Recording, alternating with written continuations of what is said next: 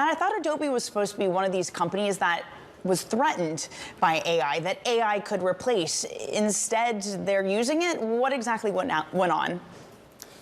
Yeah, it's interesting, isn't it? I mean, it's a company that investors are really struggling to kind of put in the right bucket. You know, I think going into the results, as you say, people were very worried that we were going to hear them talk about a commentary that was showing that pressure we're talking about from generative AI tools that lots of other companies we hadn't heard of a year ago are now developing. But I think they've done a very good job. Firefly is their kind of generative AI engine, if you like, integrating that into their suite of creative products, things like Photoshop, and that's landing really well with, I'd say, professional users of these products. So I think obviously a lot of consumers are taking advantage of things like Midjourney, which are free to kind of get more creative, but professionals are still trusting people like Adobe to deliver what they need, and that's to some degree because of these issues around copyright. And the Adobe systems, certainly for the image generation, are trained